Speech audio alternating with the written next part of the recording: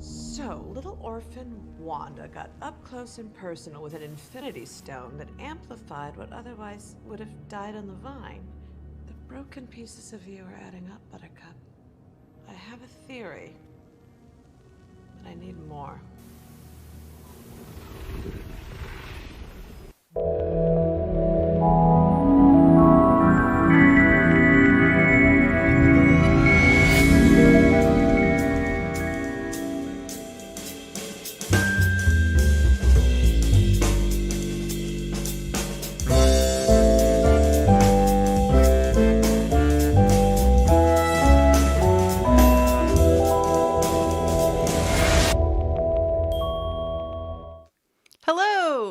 Welcome to What the Fiction. I'm Marie-Claire Gould, and with me is Kyle Gould. Hi. Hi. I'm dressed like Agatha Harkness today. Wait. I was going to do Agatha Harkness. I was going to do Agatha Harkness. Yeah, but I was going to do Agatha Harkness. I'll be the purple witch because I have that look. We even have the brooches. I know. That's funny. We should really coordinate better, shouldn't we? We both love her so much. And if all of you, I can't get Agatha all along out of my head. I have the witchy hat. I know you do. You have the witchy hat. I was really going for Agatha from the costume version. Right. You look more like modern Agatha. Yeah, I was incognito. Oh, okay. Agatha. I think Agatha should have purple hair. That'd really go well with the rest of her purpliness. Yeah. The purple magic, you know. I forget which kid said it. One of our kids was like, Mom, Agatha should have purple hair. So I think it's on brand. Yes. Yeah. I agree. I think this is the best. Everyone's wishing you a happy birthday. And yes, it is actually your birthday. It is. Happy birthday to me. Let's have a stream. When we originally talked about this, I was like, this lands on your birthday weekend. And you're like, okay, we'll do that. And then we'll do something in the evening. Because I'm sure it'll be fun. COVID is kind of like, oh my God, what? People thought you were going to be Hayward. It's not possible. I don't have douchey hair like he does. So I guess I could put on a wig. Maybe Hayward for the final finale. I don't know. But let's Agatha it up. Yeah, Agatha, because I don't know what's going to happen next episode. And I was like, maybe we'll just dress as ourselves. I don't know. We'll get to see what the episode is, and then we make decisions, kind of like what we do every single week. And what we do every single week is have a cocktail and cheers at the start. So here are two delightful cocktails that I have created. Well, one of them I've created for today, and one of them I've created quite some time ago that I wished to share with everyone because it is a delight. So the first one that I'm going to subject my wife to is called a Previously On, because if you drink too many of these, you'll need to have someone tell you what you did last night because you won't have any recollection of it whatsoever. And you might end up with a bunch of retconned future knowledge that people will tell you that you'll have to figure out in the past. So welcome to a Previously On. This is 2 ounces of gin, a third of an ounce of sweet vermouth, a twist of lemon or lime. I used lime in this case here, and a short spear of pickled asparagus, and it is floral and powerful and everything you're going to need to forget everything you just witnessed. So be careful with it. I like martinis, but this is a little it's you don't really typically drink a gin martini. No, so it's got all those floral notes. Yeah, it's complicated, hey? Oh my goodness. Maybe not for me. What's the other one? No, that's your drink. You drink that and forget everything that ever happened. So, and this drink is called a Black Forest cake drink. This is 1 ounce of vanilla vodka, 1 ounce of creme de cacao, 2 ounces of Coke or Diet Coke, a splash of maraschino cherry juice. Then it is topped off with an ovation stick and 2 maraschino cherries themselves. That's literally my favorite drink that you've ever made. I know. Hey, chin chin. Cheers, my love. I hope you remember nothing. Delicious. All right, let's trade back. Thank God. It's just not like I'm sure people that like that tart and like very strong gin. Rinse your mouth out. All right, thank you. There you are. Yeah, you'll be much, much happier. This literally tastes like Black Forest cake in liquid form. I highly recommend, and I'll throw it out there in the chat later. It's so delicious. I have it every single time he makes like specialty drinks. If you like gin, is delightful. Normally it's not this darker color, but I used red vermouth, sweet vermouth this time instead of dry vermouth. And yeah, sure, I'll finish this one off for you. Thank you. You love me very much. I do. It's so good. Like, I'm just gonna want to sit here and drink it, but I gotta control this show. Like, yeah, it's great. I'll just drink both. No, it's my birthday. Oh my god! All right, fine. It's so good though. I know. Yeah, and there's even a maraschino cherry in the bottom with the little ovation stick, so it's got that chocolatey taste. 2 cherries and an ovation stick. It's kind of phallic, but I mean, only if you go that way. Yes, gin, sweet vermouth, twist of lime, and just because I didn't have any pickled onions, I used a pickled asparagus spear, and it is actually really nice. Don't listen to her. It's just not your sweet no standard drink. Yeah, but like you're the type of guy that likes nachos for dessert. So like I mean, yeah, but cheers to you. Cheers to everyone who's been coming out to our live streams this whole time. We've really enjoyed doing the show so much that we're actually going to do Falcon and the Winter Soldier next. Yeah. So I just wanted to shoot that out. So, you know, we're going to take the week off or whatever break that's there. Yep. We might do a pre-show a few days beforehand. We'll put the pre-show in. Yeah, we'll do a pre-show the week before. And we'll get into our thoughts on what it might be about and who these characters are and what we know about them and what we want to look for when we're watching the episode. I'm pretty excited about it. Yeah. But that's the future. Yeah. Let's dig into the past. Most proverbially. And I think we should do exactly what Kevin Feige and the MCU have done to us. Slam back a previously on and totally change the history. I don't know that they actually did. Come on. I mean, okay. They fit it in and they're like, well, we can't make people liars. I mean, it's recontextualization. And coming from the Star Wars franchise, Star Wars loves to freaking do this. Yeah. Recontextualize the past, etc. But, you know, it's not like they changed where she was from. It's not like they changed any of our knowledge. They just gave it like more flavor. And there's this really great quote, which we'll get to, from one of the staff writers that I wanted to show everybody about staying in those moments that really defined her. We knew all about these things. It's just they gave us more depth to them so that we could emotionally stay with Wanda longer for them. Sure. I mean, that's exactly what somebody who would tell you what happened the night before after you woke up not remembering anything because you were blackout drunk. Absolutely. Chin chin. Oh my God. Cheers to you too. People are asking us which one is going to be Sam and which one is going to be Bucky. I have no idea what we're going to do yet. I'm actually quite at a loss. I'm like, are we going to even dress up? I don't know. We'll do something fun. Yeah. We oddly have like more plans for Loki. Well, that's even further out. I know. So don't tease too far ahead. But we are going to do Loki. Yes. Yeah, so that'll be fun. Lots of fun times ahead. I'm excited, but mostly excited about this episode. Yes. Because so many things are both revealed, hinted at, and teased while we're only one episode from the finale. Like, who does this? Yeah. And there's a lot of groundwork laid for something that probably won't resolve in this episode. So, exactly. I mean, that's fine. We are one episode away and still wondering, who is the villain? Who is the villain? And that's okay if the villain is just grief. Wow. That was deep. You told me in the morning, because you always watch it at night and then I watch it in the morning, which is a little weird, but it's just because I can't stay up and be functional the next day. I can't go to sleep without watching it. I was like, I just lay there waiting. I'm exhausted at 12:10 in the morning and it's still 50 minutes away. And I'm like, nope, it's not going to happen. You're that excited? That's cool. Paul Bettany is one of my favorite actors. That's true. Vision is one of my favorite characters. I love the Scarlet Witch as well. And I'm so excited to see that they've got genuine people in the story team that are invested in not telling a story where she's, unconscious, bound and gagged and somebody else has to save her. Yeah, that was your fear. You were like, oh my God. I mean, she was trapped, but not in a way that she was unconscious. And like she is the main person of the story. Yeah. Yes. Yeah. She is our heart and soul of the story. Yeah. And I don't doubt Vision has to come and kind of rescue her, but now there are two Visions. So we've got double Vision. We've got double Vision. Oh, I should do that. That would be a great drink for next week, double Vision.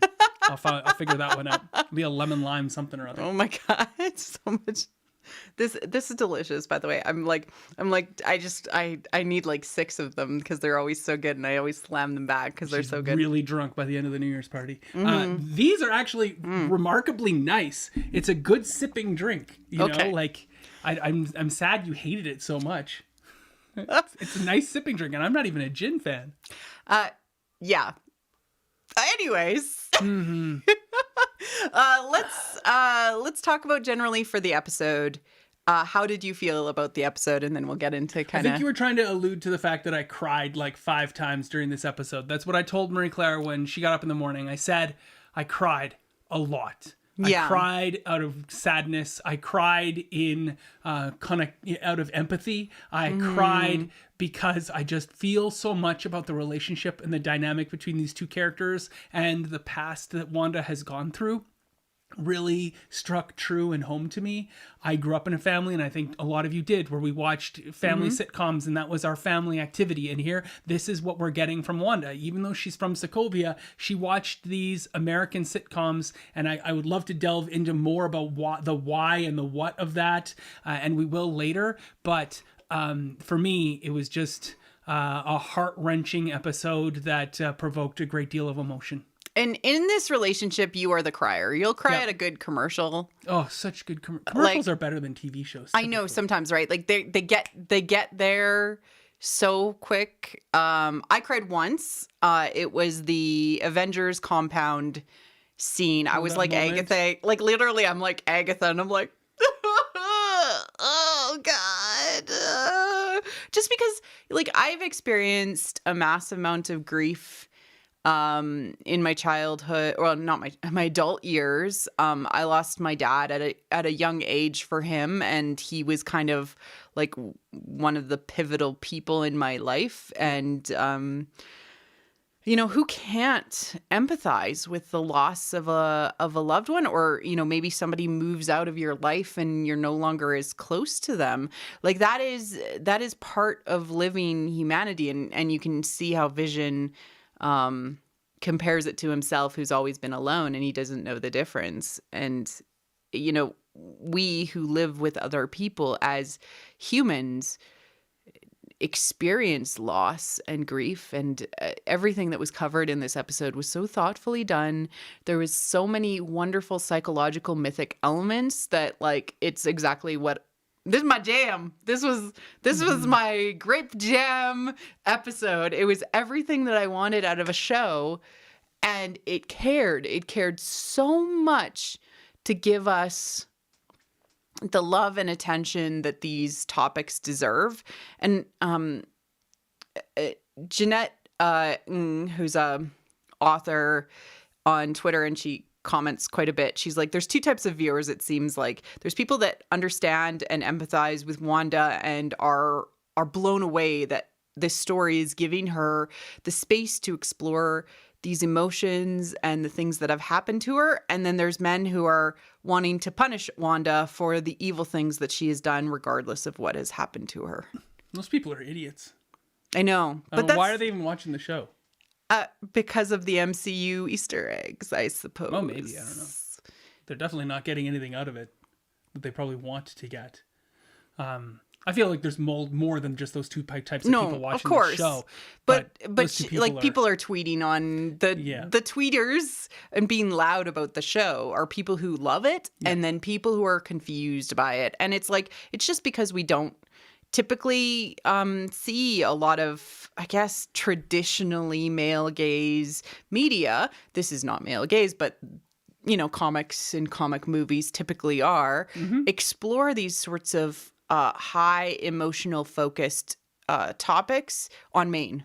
And I have a lot about that thoughts. Okay. Yeah. Well, I would like to say two things Okay. After following that in regards to this episode. One, you couldn't have had this episode at the start of the entire show because Wanda wasn't a fully fledged, developed character that we genuinely cared that much about yet. She hadn't had enough time in the MCU, and while she'd had great moments, those moments were pretty flat. And so we really got to see some general, nice development and process with her character throughout the course of this season. But also, you can't have this is 80s, 70s, 80s, 90s sitcoms, right? You cannot have a sitcom from that era without a recap show. Oh, yeah. And I was actually thinking about that. Show. And you can't have that at the start. So we got a recap show that told us a whole bunch of stuff that happened in the past, previous to, and it was great. And they really, really connected and showed us that by calling it previously on. And I talked about this with the 4th episode because it was sort of a recap show, but not really. That it always recontextualizes what you saw. Yeah. Right. Recap shows always do that. They always add some more flavor or some more like, hey, people talking about that memory. Behind the scenes moments. Yeah. We got that today too. Or it's like, I felt this way when this happened. Yep. We see that happened and it recontextualizes it so the story can move forward from there. Exactly. Yeah. It was really, really smart. It was also super psychological, which is like, I love so much. So you're going to introduce people to your friend that you brought along with you today. And shall we then move on from there? Yes. This is my child, Nicholas Scratch. Please feed him a cicada. I have a lot of thoughts on Agatha, so we're going to get into that right away. Let's do it. So this was, of course, episode 8. Previously on, I just told the same WandaVision thing because now it stayed in the same aspect ratio, which was the cinematic aspect ratio Until the whole time. Until the Easter egg at the end. The follow-up piece. Oh, yeah, until then. Then it was in full, yeah. Yeah, because we got to get as much Hayward as we possibly can on our screen. As many Hayward pixels as possible. I mean, okay. Let's move forward. Okay, so just going to make this full screen because it's really wonderful. So Who is Laura Donnie? She is one of the writers in the writer's room. She's a staff writer for WandaVision, and she tweeted out this amazing thought thing. She talks about therapy and how grief, she said in her therapy, her grief and these things have defined her. Mm-hmm. And her therapist said, no, they actually shape you. And so you're not bound by the definitions that the grief has given you. You are shaped by it, but you still have the choice to be, who you want to be out of it. You have that power. It's really it's just synonyms. But I mean, you're re-lensing that synonym, right? Yeah. And that's all. Your brain is one of the more powerful things that you have in your arsenal. And one of the things that you learn is that by changing your lens about a situation, you are able to gain power and control over it instead of being a victim to it. So you can choose to think about it differently. You can choose to change your situation. You can choose to act, right? You can choose to run away. There's lots of ways that you can actually people are wondering about your rants about Hayward. Don't worry, we'll get there. Oh no, it's there. It's not a What the Fiction without Kyle ranting about Hayward. Yeah, it Thanks, is. Lady V. But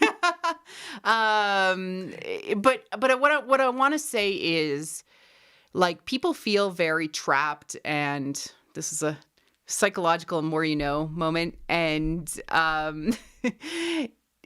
people sometimes feel very trapped by the things that have happened to them, and they feel like they're out of their control. And the thing that you learn with age and experience and dealing with stuff is that you are in control.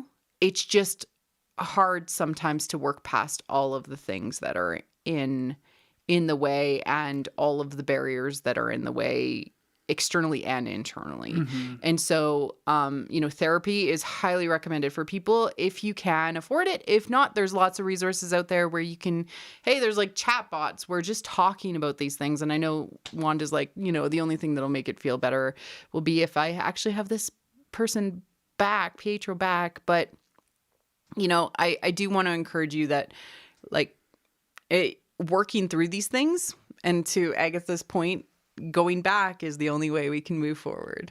Yep. All right. Okay, so even before the episode starts, we have the recap where literally, like, Elizabeth Olsen as Wanda is like, previously on WandaVision, and it like shows, but it also shows stuff from from Endgame. And Age of Ultron. Yep. Yeah, and Age of Ultron, which was, I was like, oh, interesting. Okay, so they consider sort of the whole story to be... They're doubling down on the fact that this is interconnected. Is the MCU. This is still the MCU. This is not a divergent thing. This is not a divergent history. This is not somewhere else. And you may have experienced things within WandaVision from a 1950s, 60s, 70s TV show. But at the same time, what you're getting here is still coded right into the background radiation of the Big Bang of the MCU. Yeah, this is exactly what Kevin Feige had promised us when these shows were announced, is that they'll be just as important as the MCU movies. And I agree that, you know, they're doing exactly what they promised. Yeah. So that's awesome. I loved the change to the purple. They love to do that. Remember when they did that in Infinity War, when they all went... Yeah, right? Yeah. Broke away into dust. This is Agatha's show. Yeah. Clearly, it's not technically WandaVision anymore. It's the Agatha all along show. And let's step in as she takes us on a guided tour. And as you can tell, I love this color. It's a good color. That's my favorite color. It's literally the color of my hair. It is. You literally walk around wearing my favorite color all day long. I didn't know this was your favorite color. I thought it was red. Oh. No. I mean, red's nice, but purple's my favorite color. Oh. There you go. Wow.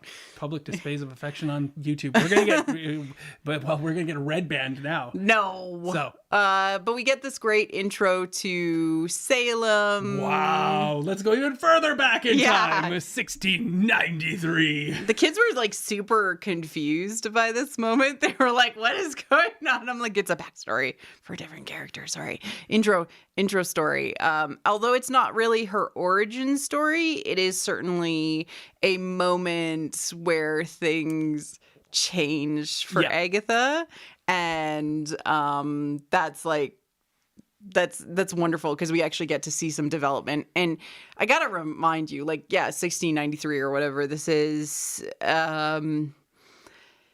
Okay, so it has been 330 years, right? So we don't know what she's been through since then. They're telling us that she is evil. They're telling us that she has made a pact with something dark, right? To gain power. They do mention that in the, you're tapping into things and you're doing things you shouldn't be doing. And, I gotta say, though, she looked good. Oh, yeah. She definitely looked like she's 1920. All of her collagen was where it's supposed to be. Yeah, they made her look really young. Yeah. And then, just the confrontation with her mother, and there are 9 of them. And including her. Including her. Yeah. And you said that there's, in the comics, there's 7... Yeah, so all of this in 1693 Salem, Massachusetts stuff is right out of the comics. This is classic, this is from the comics. Marvel explored this at length with all of their magic related stuff. Agatha Harkness was there. Granted, Agatha Harkness came there, and there's a whole bunch of stuff about the Salem 7, which are the 7 kids of Nicholas Scratch, the child of... Yes, the child of Agatha Harkness, and these 7 witches were Agatha Harkness's grandchildren. Oh. And it's very interesting to note there are 7 witches plus Agatha's mother, quote unquote. Now there's lots of great conjecture about who is that her actual mother? Is that someone that she just refers to, or is that the mother of the coven? There's lots of different titles, elements, and she definitely seems to be in charge of the coven as represented by my brooch, not that brooch, my brooch, because I'm in charge of this coven. Oh, I'm gonna steal it. I steal your brooch. Oh, and this really ties quite well into the I eat your magic. Yes. Right? That's exactly what happens. And she sucks these people dry. Literally just like what happens to the boy in the in the commercial. That is exactly what happens to him in the commercial. Yeah. And that happens to them. Yep. Wild. Also, was the purple magic coming from her? What was the red stuff that was glowing up coming There's through like her the neck? flakes of orangey stuff, and then her The neck was glow. all orange. And this sort of reminds me a lot of Dormammu and the yes. deal that was made to have access to the Dark Dimension's power in Doctor Strange. So it kind of feels like that. So, certainly I do think that there's other stuff behind the scenes to be revealed, obviously, Exactly. right? So Agatha has, of course, made some sort of deal.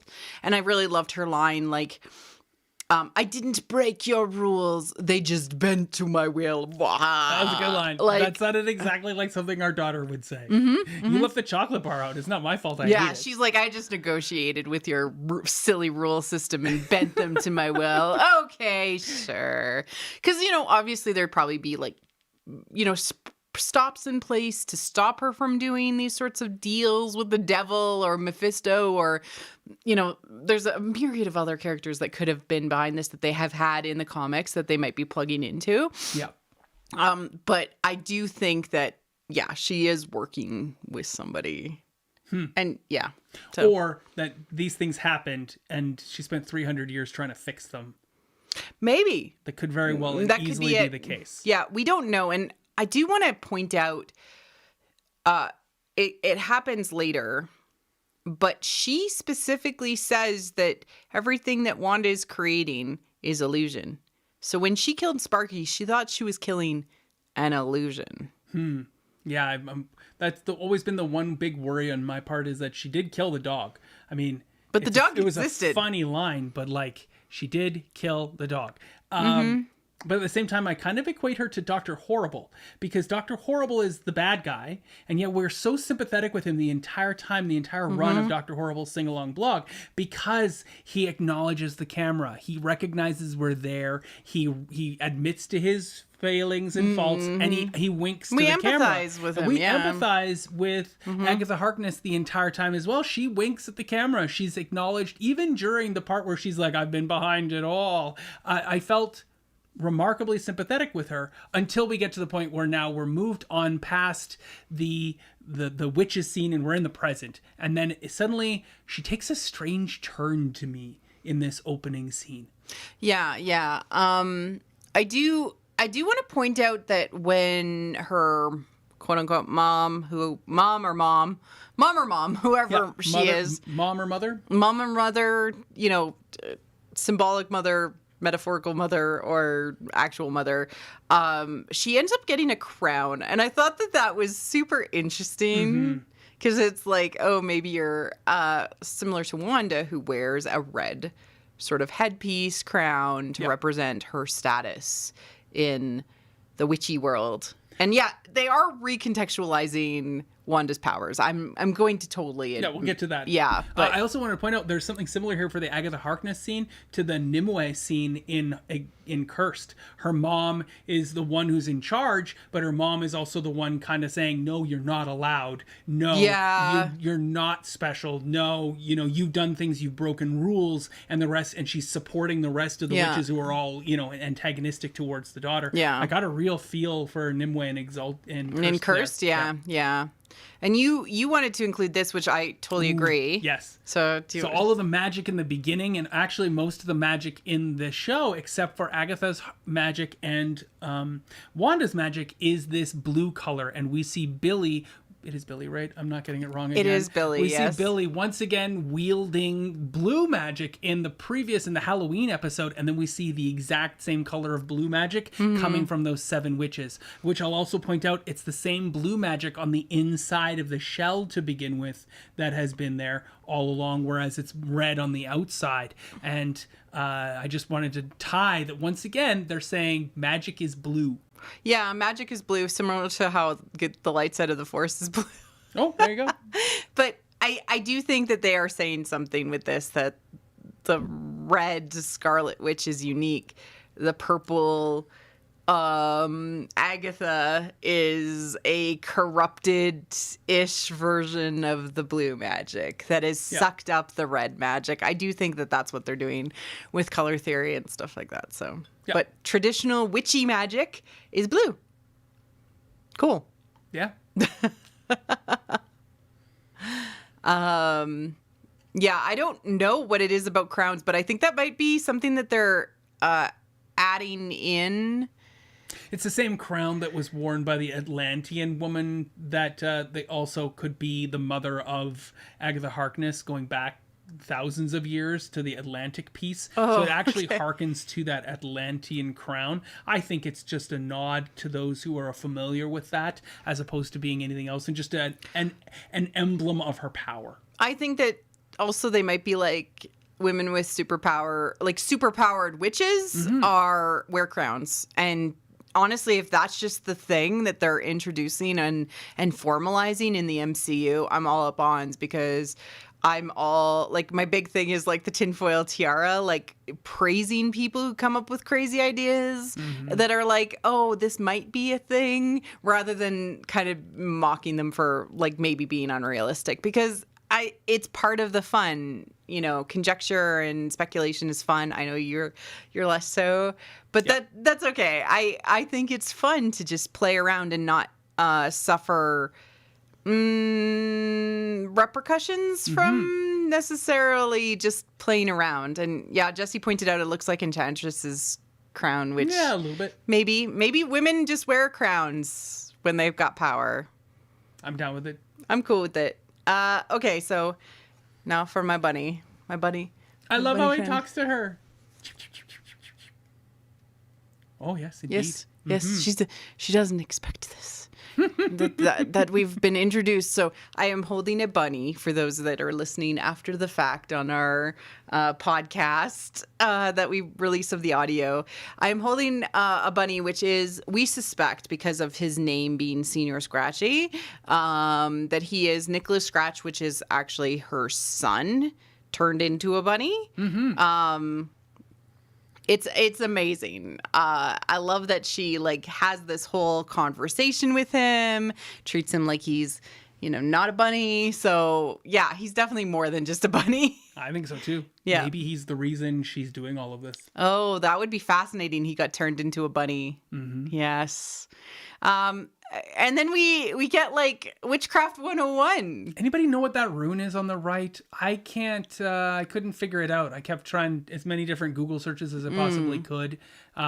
Kind of like a G is not really a good Google search. Magic symbol, 2 circles with a line joining them, did not come up with anything either. So I really would like to know more about these runes. One of them looked like a harp, and I think that that's a standard one. The other one that's almost always above Wanda's head is the double M. The double M, like the House of M. Not quite the House of M logo. It feels like they wouldn't have put that in there if not for House of M. But it's delightful that there's the M is constantly above. They keep framing her as we look, that's above her head and to the right or to the left. It's really funny. And then we get the crystalline possession. Yes, when we're talking about Pietro. Fake Pietro, or Fietro, if you will. I love that line. That's such a well done line. But then she's like, he's a crystalline possession. By the way, there are 0 Google search returns that come up with anything to do with crystalline possession and Marvel. It is literally a new thing. Stringing 2 words together. And if you Google search it, you get a whole bunch of stuff about busting people for crystal meth. So be a little careful about that, because crystalline possession, you're busted on charges for crystal on incognito mode. Yes. So, but I do think that, like, even if it is that, they still might try to connect it. Like she, I have some speculation already about how this is all going to end. I think the hex is actually going to wash over the whole world. What? And break the world. Yeah. Wow. And make it real. Make some of this stuff real that she's come up with, including Pietro.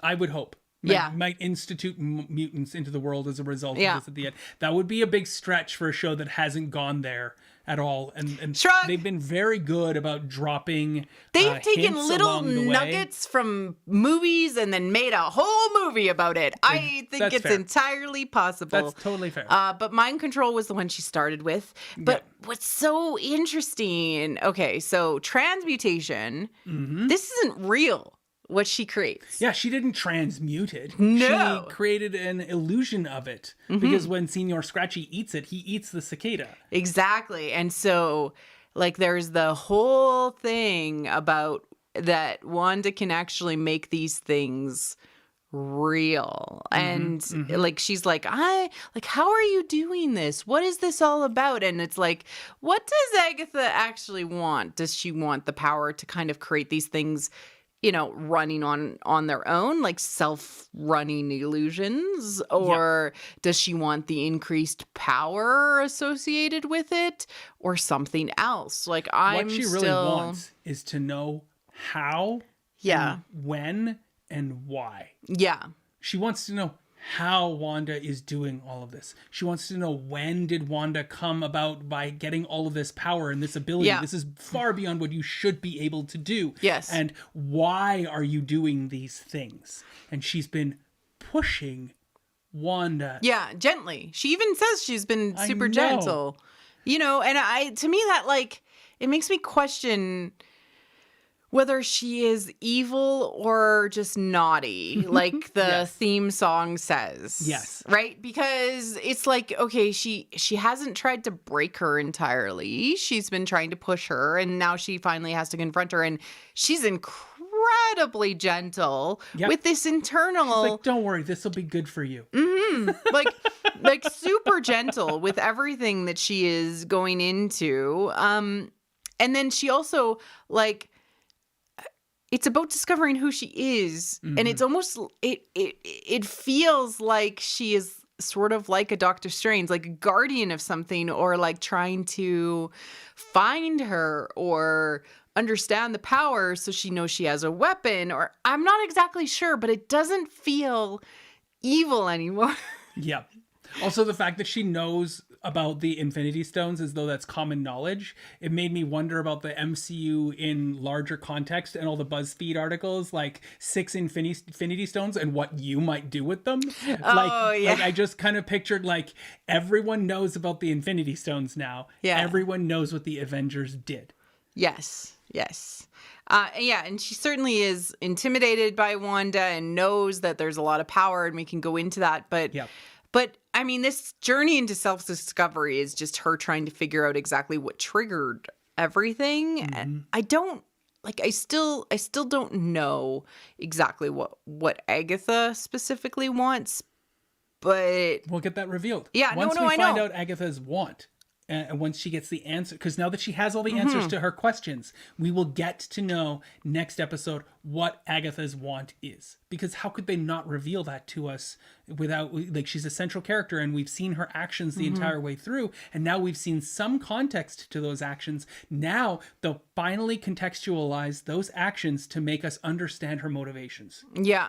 And, like, I have to say, not being able to guess that is so nice. Yeah. It's really nice, yeah. This is why the villain monologues in a show, we know why they're doing the things they're doing. It's an important revelation. And we sort of got that with Hayward a little bit through the back thing. Yeah, okay. Drink more of this disgusting beverage. Let's talk about Journey into Self, because this is... I should have called this a Hayward. You should have called it a Hayward. I've been like, yeah, that's right. Yep. But the Journey into Self. So when we're talking about, like, traditional, like, hero or heroine's journeys, when they cross the threshold, they're journeying into the self. And when you reach the lowest point, you are confronting your darkest thing that you need to confront, or you are understanding a trueness about yourself. And for the heroine's journey specifically, it plugs into the power that is hidden because of societal expectations.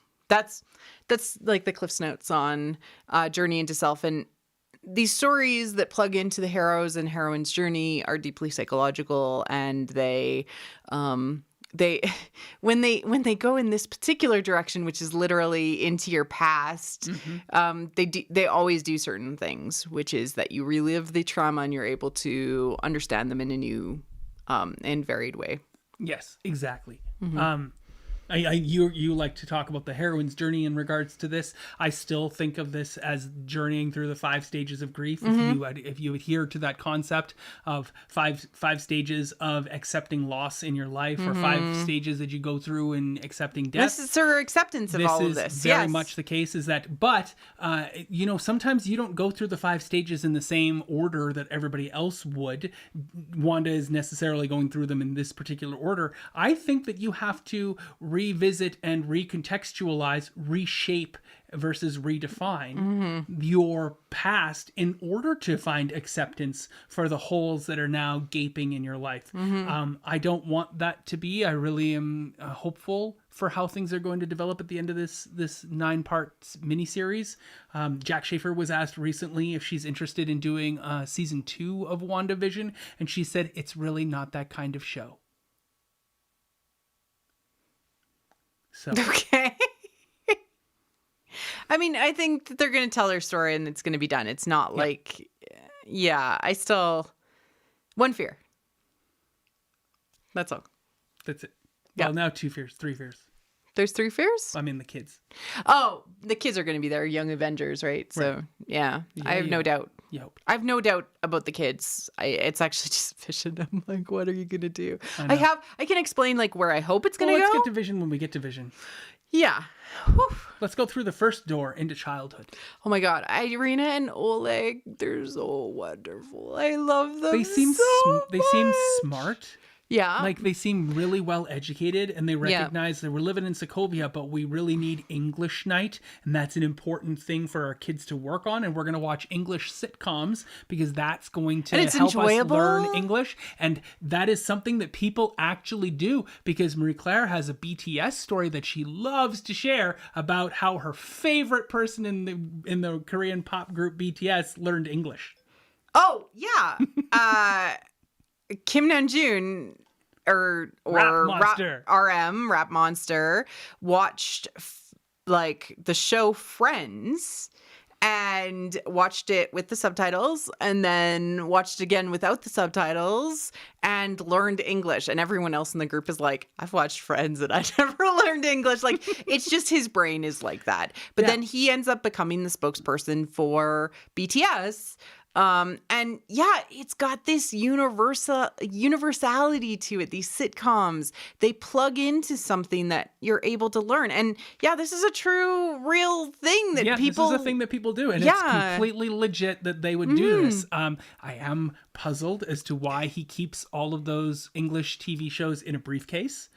Yes. And he's told, like, you need to sell those. You need to get rid of them. They need to not be here. They're like contraband in the Cold War. I kind of got the feeling that was the case. Yeah, I got the feeling that was the case. We are selling. These ones are not going to be in our house in case of something to happen.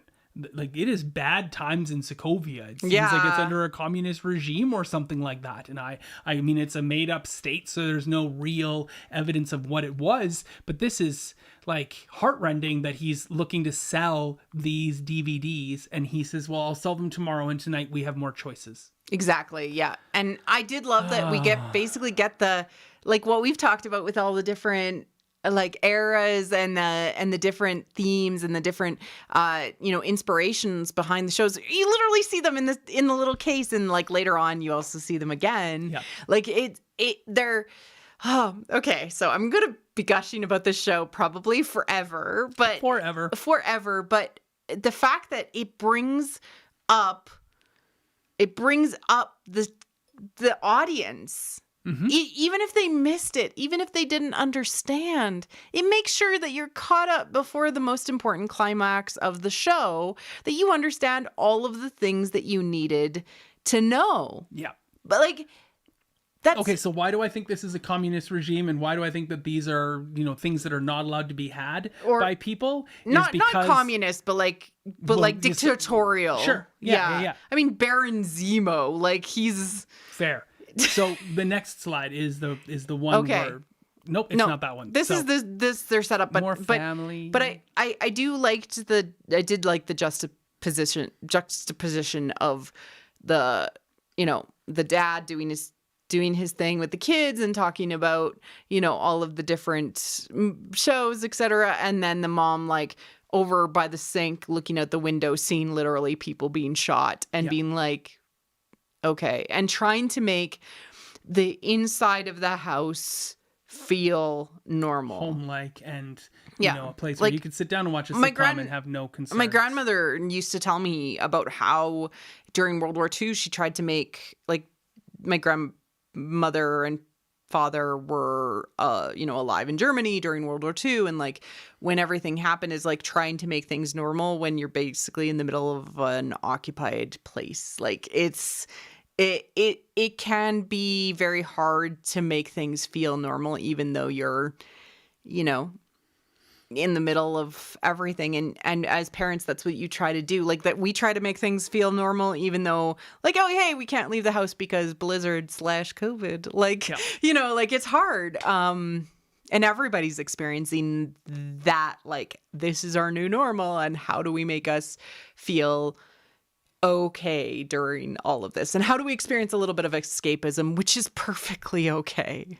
Exactly. Now these DVDs are possibly, Lady V's mentioning, she says, I thought he just wanted to sell them because he needed money for his family, and that is very fair. It could very well be the case, and it could be both as well. The reason why I think it's a bit more than just that is because the next slide, he says, all right, you know what? She wants Dick Van Dyke. That's the one they're keeping. They're not trying to sell this one. It's important to them. And he said, and they then, Pietro runs over, pulls a table out of the way so that they can move a hanging blanket up. It's a tapestry or a carpet like hanging on the wall. And then there's a big hole in the wall with a Nike shoebox in it, and doubtlessly there's stuff in there too. This is not something they keep on display to show the neighbors, to let everybody else know that they have it. It is something that they hide. And it is protected and kept away so that, you know, people won't be able to find it. You wouldn't expect there to be a big hole in the wall behind a blanket. I mean, unless you're living in a dictatorial regime, and then that's probably the first place you'd look. But in this instance here, this is where Dick Van Dyke is. It's telling us two things. One, this Dick Van Dyke show is very important to this family. They protect it and they keep it safe. And two, that it is something that is hidden away. It's not predominant. It's not put on the mantle. It's something that they've tucked away because they don't want other people to know about it. Yeah. Yeah. So I think it's important to note just how important Dick Van Dyke is. And then they get the episode number wrong. Yeah, this is so weird. Okay, so we look up stuff, right? And we're like, okay, the walnut episode, she says, Dad says, what do you want to watch? And Wanda says, the Dick Van Dyke Show, season 2, episode 21. And I went, okay, let's look that up. I want to know more about this. And then they casually reference the walnut episode, and they show us a couple of funny moments of Mary Tyler Moore sliding down an entire closet full of walnuts. I was able to find the full episode on YouTube. It's delightful. And episode 21 is also on YouTube. I don't know why they got this wrong. I don't know why this is the case. I tried to see if the version of the DVD box, if you can go back to, that DVD, this full season, the full set changed thing, it or something. If you go back to it, on the slide, that DVD box, that box set, it is expensive. It is $330 to buy that set used. So that is a collector's. I mean. This is when Wanda was little, so it's probably new then. But that is an expensive prop that they had to go out and get. But then they got the episode wrong. So I checked the liner notes of that DVD set, and it is correct there too. So I don't know. Yeah, for a show that is like so careful with every single detail, why is the episode number wrong? Exactly. And it's only off by 1, so it could have been a mistake of the actress, the little girl. Yeah, maybe your best take was when she said and she's 21. and she said 21, and they were like, well, that's what we're going with, because they, again, filming during COVID. They had to complete this show during COVID, so who knows what we got. Anyways, I'm just going to assume it was a mistake. I don't want to drag them over this. This is not No, but let's talk about the episode. Yeah, let's talk about the episode. How it connects to the show in general at large, because they picked this one for a reason. Yeah, and so as you can read, like I literally just took the IMDb thing. It is like they're enjoying a sci-fi movie, and Dick is like, I love this show so much, and he starts to tease Mary Tyler Moore's character. So Laura and Rob are their characters, but Rob is like teasing Laura all about how she's like hiding under covers. This is literally me and you with watching horror movies, by the way. Like, we're exactly like this. And Laura's cowering under the covers, and then she sets her alarm for an hour later because she wants to be woken up she doesn't want to have a nightmare where the nightmare controls her for a long period of time.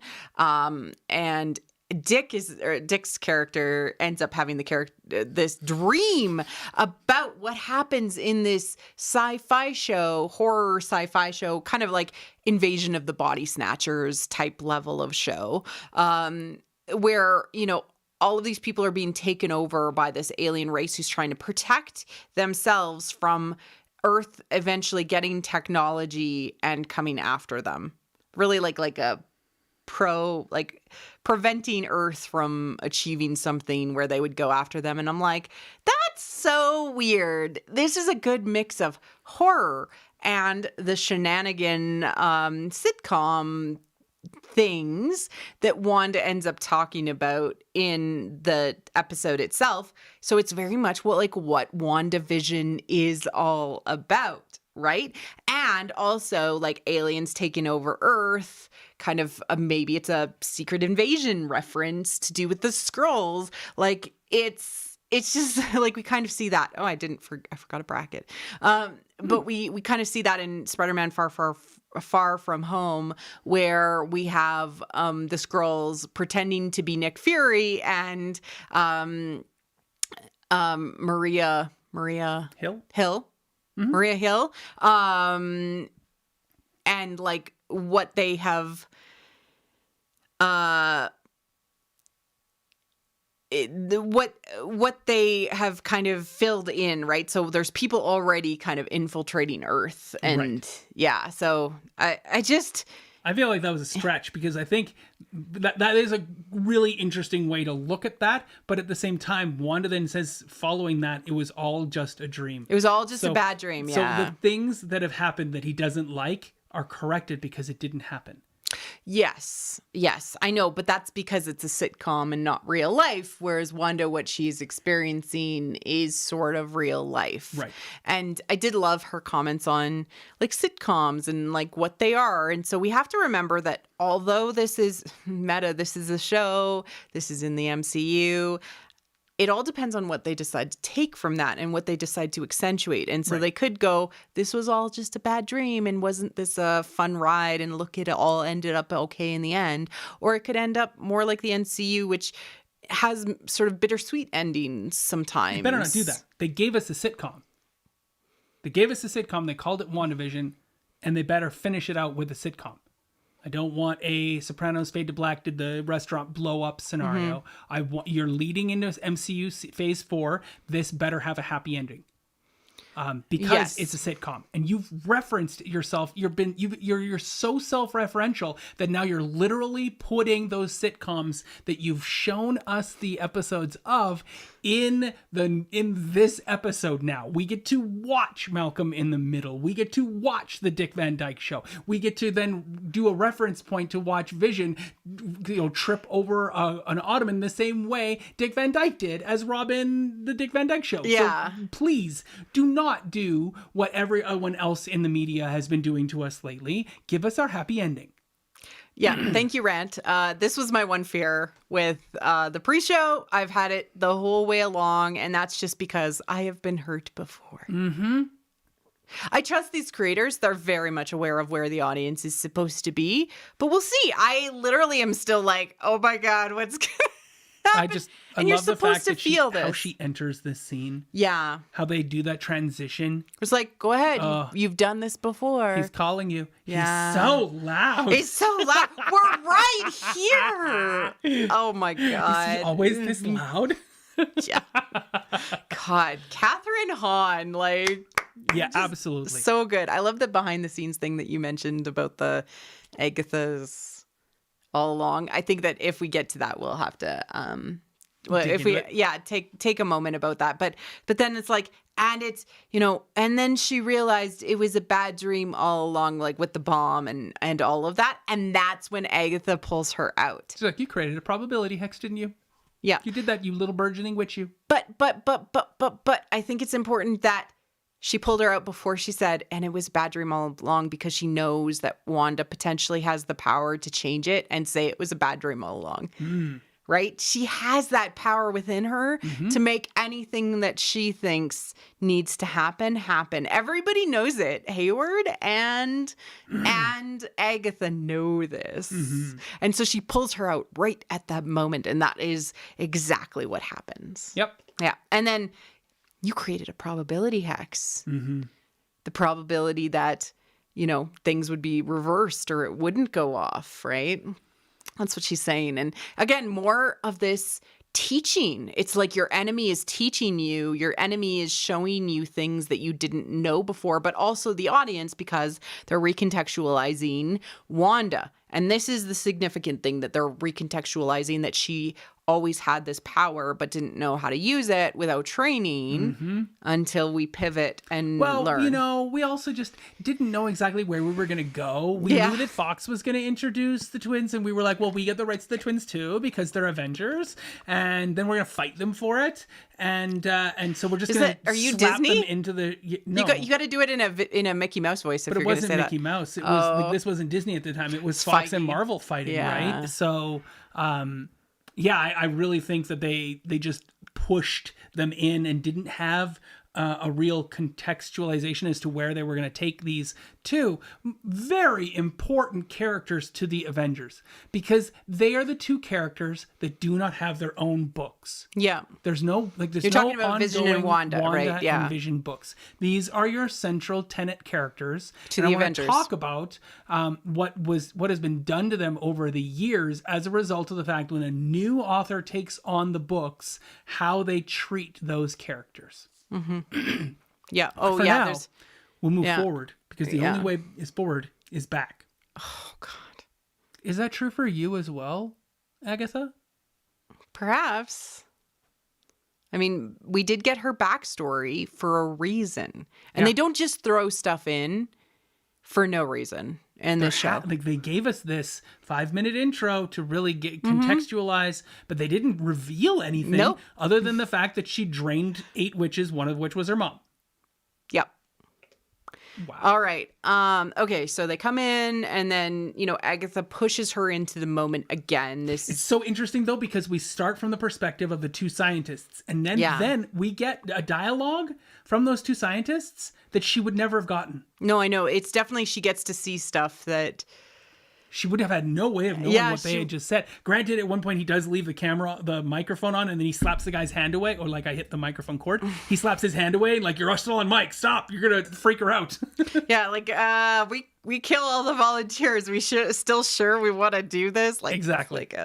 I love this moment so much because, okay, so this is going to be into my goddess and heroine's journey. Talk about stuff. Cinematically how cool that is and how confusing it is too. It's like hard. Deliberately confusing. It's so hard because they show us the camera deliberately from the perspective of into the mirror. So we watch them initially, and we see that the item is on our right from the perspective of the guys there. So that when we back up and we're now looking through the mirror, it is still on the right when she enters the room, and the door opens and it's still on the right. And then we suddenly get this flip where we see the door opening again or closing this time, I think. And I'm like, the door just opened the way it closed. Yeah. And it's done deliberately to confuse you because cinematically they've turned the camera. We're watching Wanda, and now we are Wanda.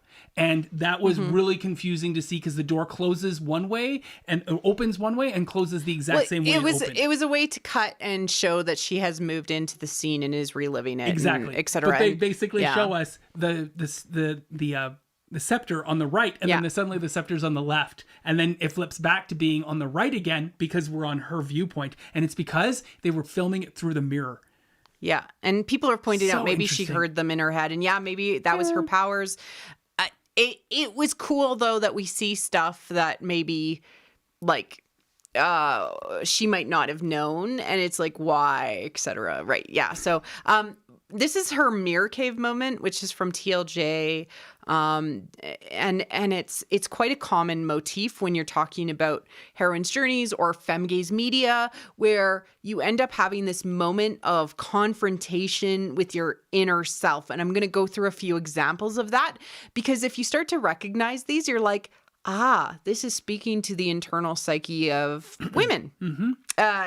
Or people that identify with feminine qualities. This is just something that, as you start to recognize it, you're like, oh, okay. So the kind of main difference that Joseph Campbell and Maureen Murdoch go into kind of with the heroine's journey and the hero's journey about women is how important this sort of moment is, but they both agree on the same thing, which is that all women internally are goddesses, and that they only really need to discover that they are goddesses to have the power of that. And especially with supernatural shows or anything involving magic, it ends up coming to the forefront a lot more, and it is like just how they end up telling the story. So I personally, like, people have thrown out all sorts of theories about what Wanda is seeing, in the vision of like who comes out of the Mind Stone when she is confronted by this, but it very much looks like future Wanda to me. Totally. Hot, awesome, amazing trench coat wearing, cool headpiece carrying Wanda of the future. That's my call. Yes, exactly. Yeah. So this is a parallel to the TLJ mirror cave scene, right? Because it's a confrontation with yourself, right? It's a what am I afraid of? And it's always like women are afraid of their own power traditionally because of cultural expectations, and us having power is something that society fears. Us having competence, us having independence, us having our desires met is something that society fears. And so she is actually seeing and I talk about this like when I mentor people, what is the awesomest version of yourself? She's seen that. That is the most amazing version of Wanda, and she knows that it's within her, and the Mind Stone is just unlocking that. So she always had it within her. It is just her recognizing that it was always there all along. Yeah, the Mind Stone unlocks itself. Yes. In this scene. Yes. And so like where this falls in the heroine's journey, and thank you, Ty, for, creating this amazing version of the heroine's journey, and everybody's free to use this. She has it on her Twitter, etc. But Ty Black created this out of Maureen Murdoch's. This is the initiation and descent into the goddess. This is realizing that the goddess was always within us the whole time. And then you kind of go on your further journey. And so I just want to point out the last few steps that are in there, which is reconnecting with the feminine and the feminine nature and the feminine power, and then eventually healing the wounded masculine. And I think that if the show goes in that direction, it will count as a full heroine's journey. Where we see other moments like this, I like pointing out Asian media specifically because it is so femme-gaze. There's a show called Ashes of Love, and in that show, she almost has a dream where she journeys into herself and she sees the trapped goddess within, because she is a goddess, but the most powerful version of herself is trapped within like sort of like a crystal ball, and she kind of tries to reach out and crack that ball, and eventually at one point when she experiences sort of a traumatic thing, it cracks open itself. And it really reminded like the burst of energy of Wanda confronting the Mind Stone or coming in contact with the Mind Stone, and this moment in Ashes of Love with Jin Mi, it almost happened exactly the same. the other version that we actually get in the MCU, which has specifically said they plugged into the heroine's journey template. So they used the heroine's journey, Maureen Murdoch's version of it, to build the story, was Captain Marvel. And at the key point in the story, she's trapped and she's brought in to go and speak with, is it Annette Bening in her subconscious, who's Marvel? And she has this inner confrontation where she realizes her own power and is able to break past the societal constraints that have been put on her. And she blasts out of the control and her internal journey.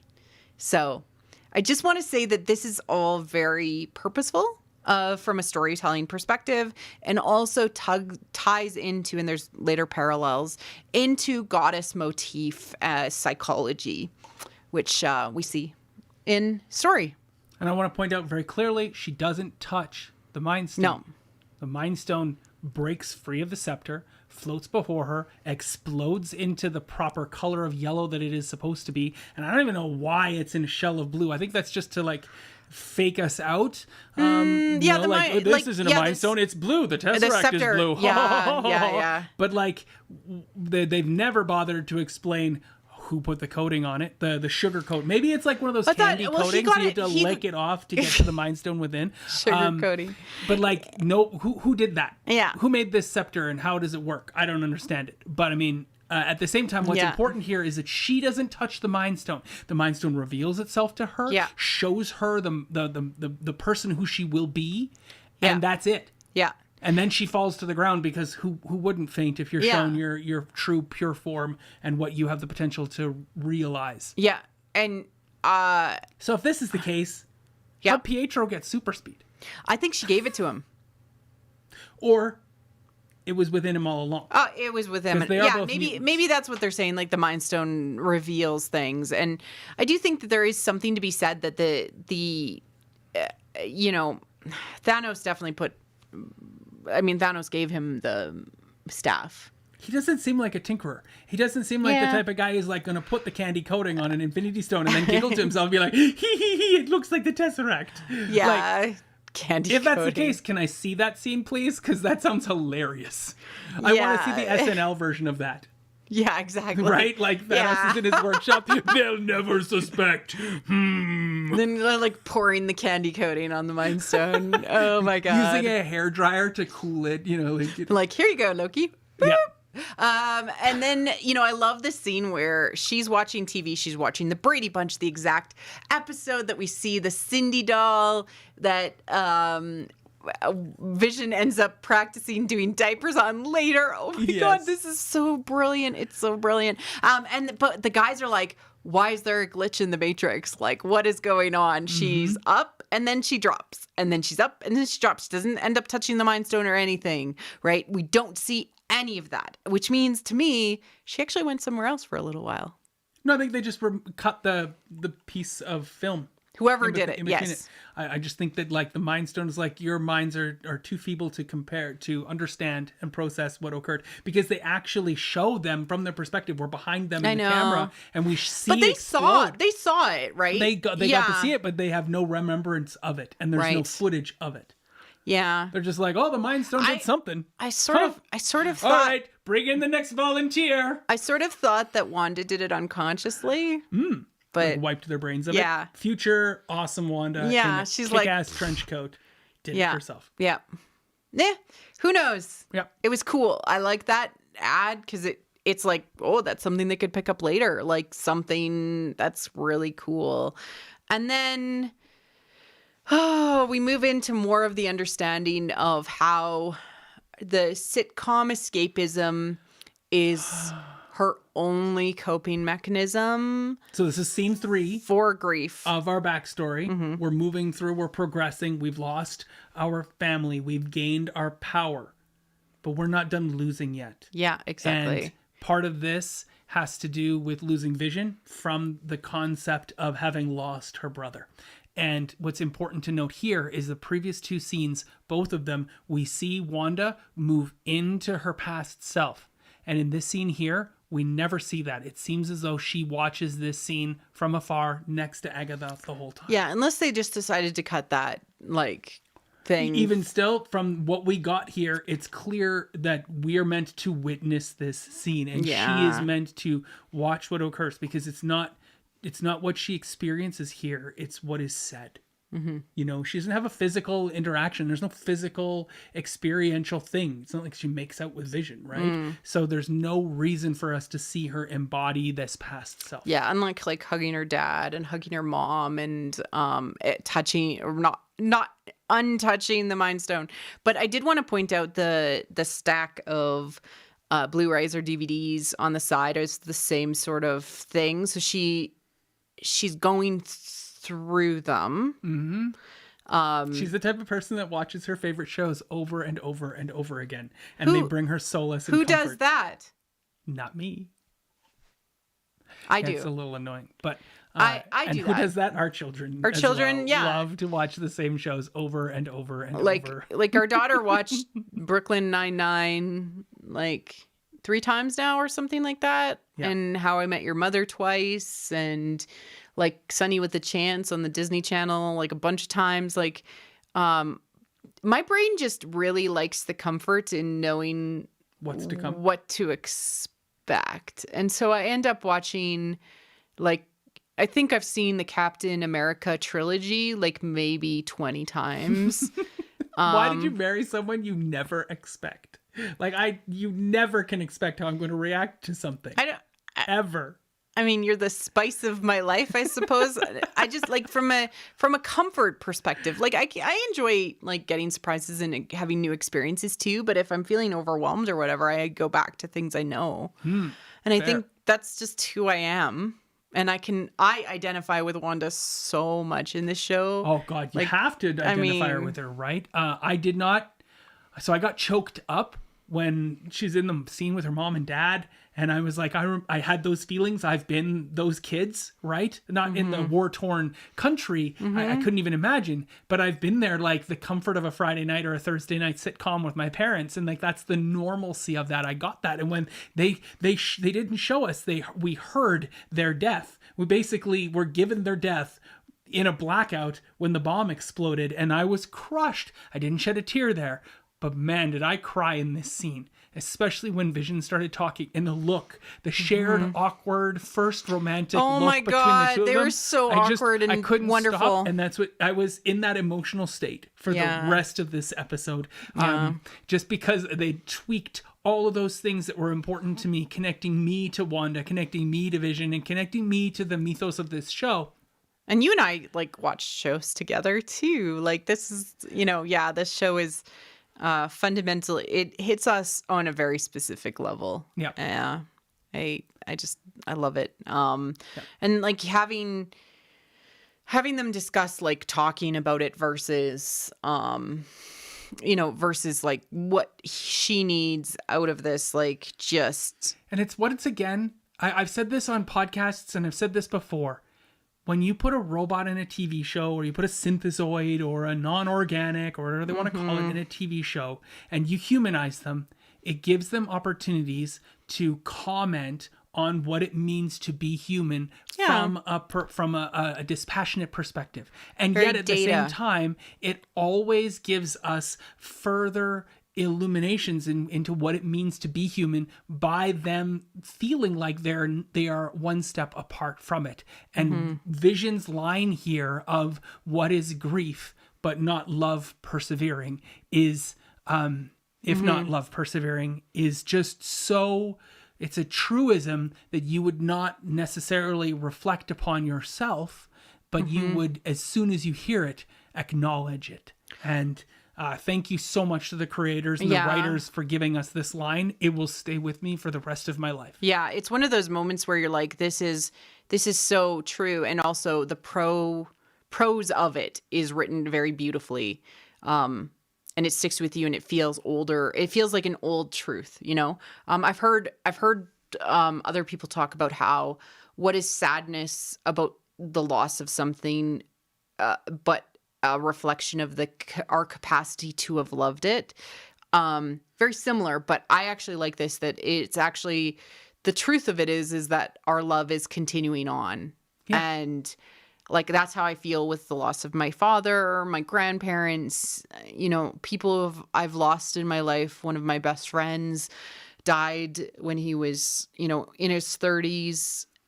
These things, and the loss that we feel is not weakness. It's actually a reflection of how much love we carried for those people and still continue to carry. And something I often reflect on is the way that you can allow them to continue to live on in you is by doing the things that you would have done with them, or doing the things that they would have loved. And so when my dad passed away, I continued to do many of the things, including doing the Star Wars podcast that I started, that he would have just been like, Marie Claire, that's so neat, you know, or would have been one of the people that I would have loved. Just for context, that was an amazing compliment from her dad. Yeah. Like, he was effusive when it came to like things he liked and whatnot, but it was something that he was only tangentially connected with. If he said something was so neat, that was high praise. It meant that he was intellectually engaged. He was stimulated by it. It's more than just like, that was neat, which is what a throwaway line we would get nowadays. That meant a lot coming from Wilf. Yeah, and if he was like almost flabbergasted and like couldn't say anything, then he was like really overwhelmed. And I truthfully think that I would have made him very, very proud of everything that I've done. Absolutely. And I try to kind of carry him with me as I go, and that's my way of showing that I appreciate all of the things that he ever taught me and did for me, and that I still love him. Yep. This scene is one of the best scenes I've seen on TV. It is real. I felt as soon as I cried here. She mentioned, you know, like, what can you do? Bring me my brother back. Like what do you say to that? In the moments of silence. And I go on and on about this in podcasting, and I talk about this in audio dramas, how silence is a character of its own, and the silence in this scene and the way they fill that with little movements, subtle noticing, you know, like, oh, our eyes met for a moment, look away, hesitating, like the synthezoid himself with a little half grin, like, oh, I'm a little awkward here. This moment, in this scene is so real and so true and so well internalized by the actors, because it is so well written that it stands on its own. There's a reason why that camera doesn't move much in this scene, because the two people here are so genuine in it. And it will go down as one of my top 10, top 5 moments in sitcom viewing pleasure I've ever seen, just because of how real it was. I was wondering, because we always watch the show before the kids, just so we can know what to talk to them about and what to, like, if they have any questions, etc. Also, because we need to watch it and start processing and thinking about it to talk to you all lovely people who are joining us here today. But I was wondering if they would connect with this episode and like how they would feel, and it brought them along. Like, and as a parent who's watching something with their kids, like, that's all I want is my kids to come along for the journey and not be bored. And I was like, oh my God, this might be the boring episode, you know, like, but Robin specifically was like, oh my God, it hurt so much, but also, you know, like, they got it. And Will just like he climbed on my lap to cuddle me, because like he also could identify with these characters, and that is beautiful. He's also ridiculously empathetic. And if he sees that you're emotionally engaged in something, he will cuddle you as a way to help you through it. He's like an emotional security blanket. He is the vision of the family. And it used to be his favorite character too, remember? Yes. Yeah. Well, because he's one of my favorite characters, and he loves everything I love. It's tough. Yeah. Yeah. And then like them both watching this, and like I am Catherine Hahn in this episode. I was like, oh. But I'm like, I don't cry that easily in shows. Like you're the I'm the crier. Wanda here. I cry like that. Yeah, and like I tried to get the pouty face emoji or the pleading emoji for her, but for some reason it wouldn't load in my PowerPoint presentation. It's fine. You can but just see the tears on her face. Like she's full on shedding multiple tears here. And I also think that this scene is really important because it's that first moment of I hate to say it, but it's that romantic connection between them because he was there for her in a time of need. And that she is says, really like, this is the important. first time we lived together or shared a home together. Like, that's important. They were already a family before they were even romantic. Yeah. Agatha's not the bad guy. She shed a tear here. She feels for Wanda. She wants to know what Wanda is going through and how she got to be here and wants to help. Yeah. She's been naughty, but that's just from the sitcom perspective of like she has a secondary motivation that we are not aware of that may not be in line with what our protagonists want. That doesn't necessarily make her an antagonist, but it does make her a conflict and a hurdle for our principal characters. Exactly. Yeah. Exactly. Oh my goodness. And then she recaps for us. So to recap. Oh my God. Thank you for that. Like, let's just be as analytical as process because we're working through memories here, folks. Parents dead. Parents dead. Brother dead. Brother dead. I'm really sad. Vision dead. She didn't say husband dead. I was kind of sad about that. I thought, why not go that route? I guess because they never were truly wed. They were just dating. Yeah, but they had made a commitment to each other and she's like, I'm his next of kin. It's like, yeah, all that was there. Yeah. Yep. So now we're still in the past. We're not moving to the future. We have more scenes to uncover. The most important, pivotal, the most important stuff now that tells us how we got to here. We knew what came before. We're just getting recontextualization of things we've already seen. Yeah, we've already got this stuff. And per like the writer's room, like they really thought it was important for us to stay in those moments and to understand Wanda in those moments. And like, thank you. Yes. That's all. Yep. Thank you. You're brilliant writers. I will follow your careers with great interest. Thank you. You wanted him back. I deserve it. Right. So this is the two scenes when she enters the sword. That wasn't her answer to that. No. How? She says, I wanted him back. But when she talks about, Vision needs a funeral. I need him to have a funeral. I deserve it. Women's desires are often like surpassed, like, suck it up, buttercup. Men's desires are often like, oh, you can't cry or you can't feel these emotions, etc. Like, it is our society to surpass and go over these things. But like, it's very powerful that Wanda has the power to make things happen, but can be manipulated because of them. Yeah. Yes. Okay.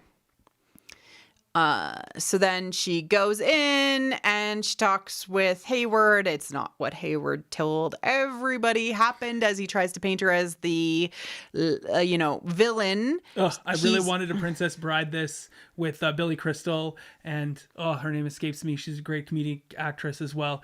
And in The Princess Bride, and she's like, liar, liar! Oh yeah. She's in Unbreakable Kimmy Schmidt. Yes, I know. Actress. I can't remember. But she's like, liar! And I just want to punch him in the face and call him a liar and then maybe God, what a freaking liar. In a sensitive area when he's down. I had to point that out because I'm like, he's the biggest liar and he's trying to cover up. And later on, in the end credit scene, it's revealed they've taken him apart and put him back together multiple times. And this is a million times. Yeah. What? Well, we already know you're a liar. You don't need to lie even a million times. Come on. But still, he is manipulating Wanda. Yep. He calls himself director. I Tyler know. Hayward. Probably because he doesn't know she's back yet. But at the same time, he's not acting director. So it's like he is one thing to one person and he's a completely other thing to another because he's constantly manipulating. He is constantly manipulating people. And now they're showing us, hey, audience, you caught that, right? Yeah, I think he hoped she would have taken him or done something in the moment. He was probably hoping that she'd be like, and she'd come back to life. Yeah, I think that's what he was hoping for, because I mean, obviously he wants this weapon. Yeah, because he's an ass. But we have an ethical and fiscal responsibility, because he's $3 billion worth of vibranium to bring him back online. You can't bury that into the ground, because he's an asset that we have to repair, patch, fix, bring back, because that's what he needs, because Operation Cataract. But also at the same time, like, so here's my thought. Where is Vision's body at the end of Infinity War? Laying on Wakandan soil. He is made up of $3 billion of vibranium, stolen Wakandan vibranium. How in the mother-loving F did SWORD, a brand new American organization, acquire Vision's body to then justify with their Americanness of their, like, we have an ethical and fiscal responsibility. Wakanda would have been like, no, bitch, slap. Like, that's ours. And like, Suri wouldn't have had Vision. I don't understand how he got Vision. I can't even conceive of how post Infinity War, after the snap, for the next 5 did he even get Vision? But you know what? He needs to have Vision for this show to make sense. So I have to supplant that. And do you want to talk about like the comic parallel to this? So we get a beautiful comic parallel here, and we've shown this for a really long time. This is infuriating to me, because they recognize this. They're literally laying him out the same way they laid out his body. And I hate if I get his name wrong, but it's like John Byrne took over the Avengers and he hated Vision. He literally hated the character. He was interested in taking over Avengers so that he could play with the interplay dynamics of Thor and Iron Man and Captain America. He was like, I want to see these three guys working and playing off of each other. I don't care about Vision. That's not what is important to me. But then he did the very first thing he possibly could have done. He kills Vision and makes a huge big spectacle of it, and then literally draws out the dissected body of Vision. And you can see I can't point it out. I'm trying to point because I'm pointing at the monitor. So you can see over here, you can see that red skin there. They literally strip the skin off of Vision and just throw it off onto a table on the side. And then they make Wanda look at it because the Vision is dead and they're trying to figure out how to fix him.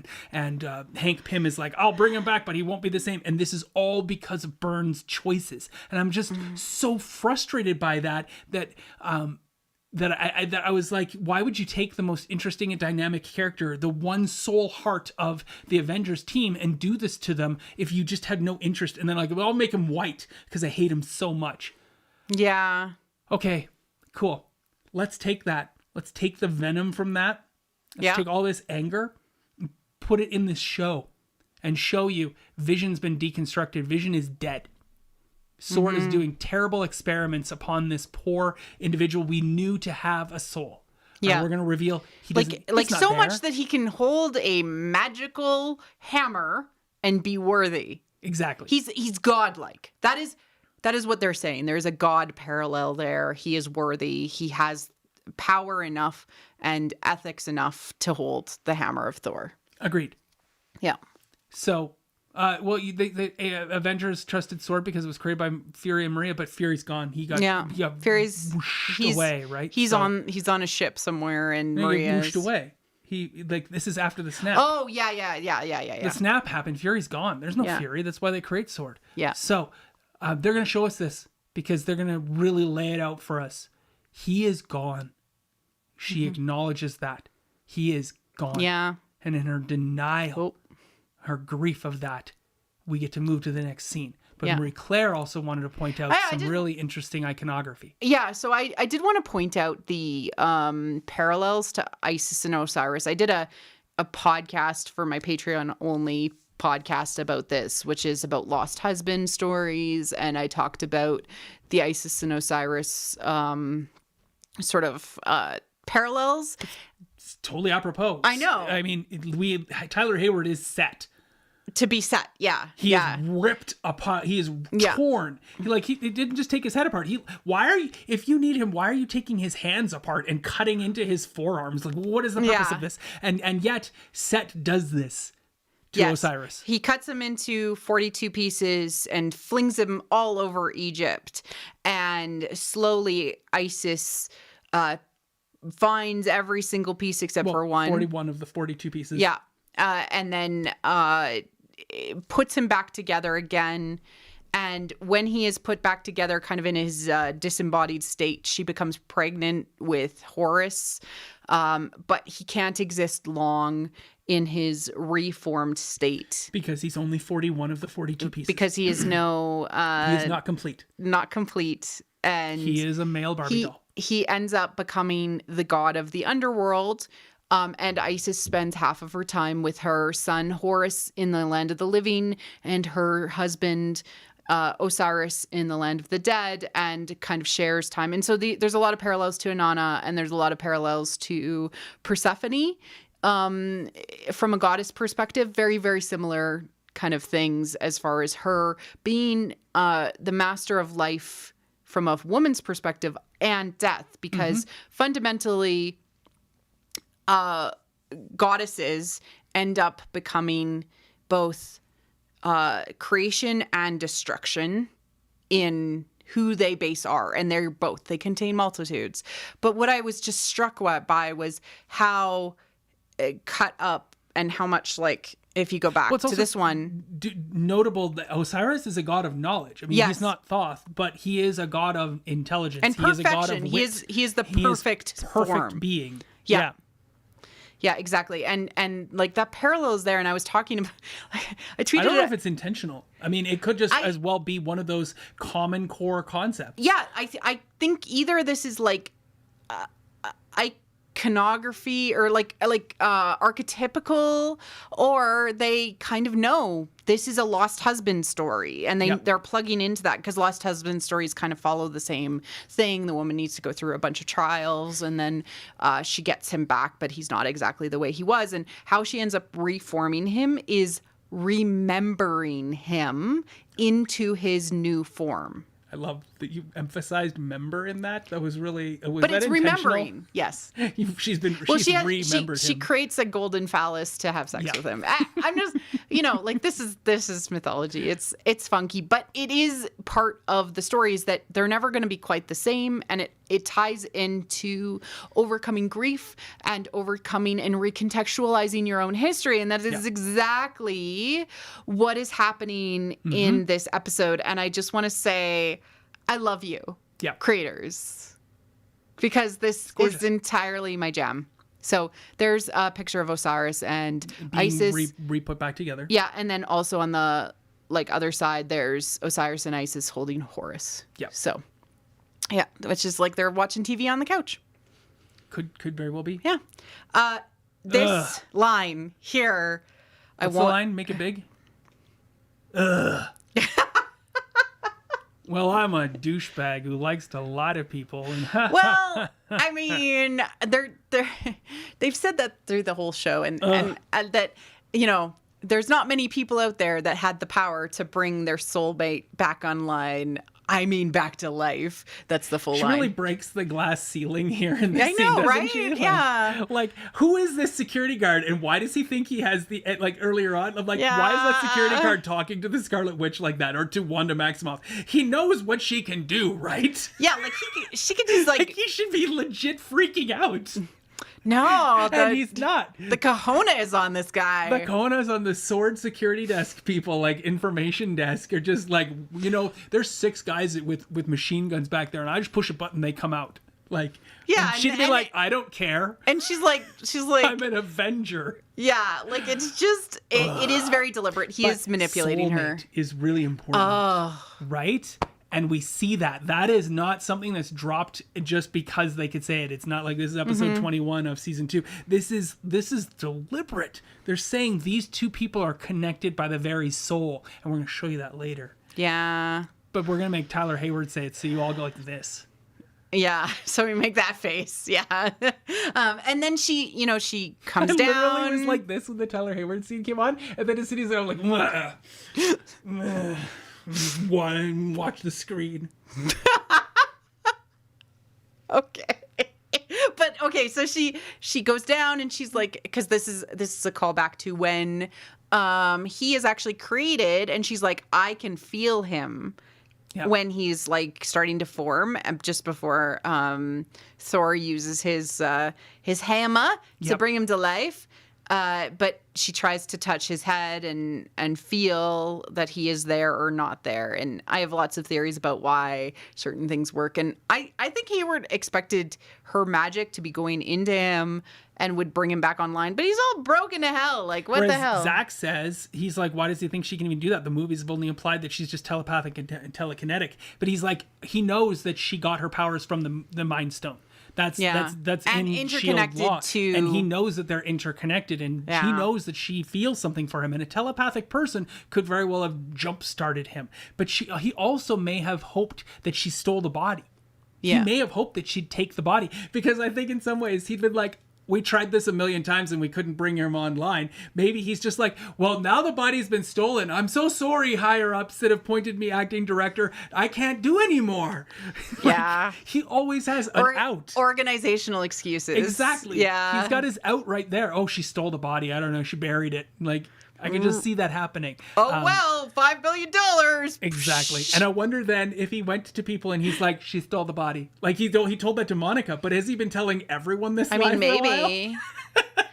Like, I think he probably adjusted the footage, like, back then. Yeah, she stole the body. And then Wanda, dejected at the loss of vision, has this little envelope. They do this little cut to the envelope on her side seat when she leaves. And I was like, oh my God, what's in the envelope? Did she get some information? That's like, where did this envelope come from? Yep.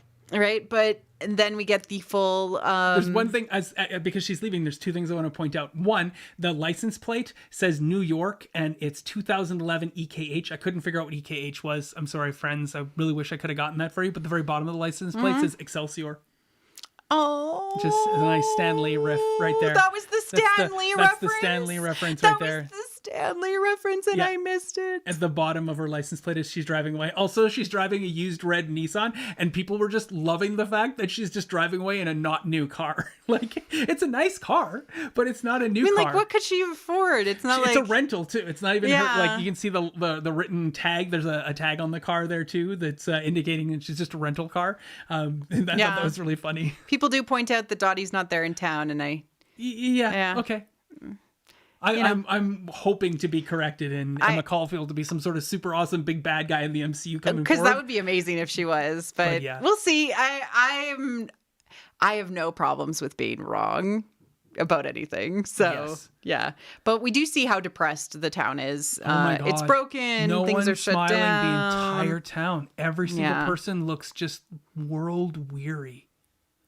Oh, actually, it's from Lady V. Guys. Yeah. Okay. Well. So depressive. And then, just as I was saying, nothing's there. There's no home at all. Yeah. It's just a shell. Kind of just like how Vision was. Yeah. It was probably like an hour drive. Does New York license plates at the bottom say Excelsior anyway? Is that like a normal thing? I don't know. It's just like always on there? Like, Lady V will tell us. But anyway, this is another tearjerker moment for me.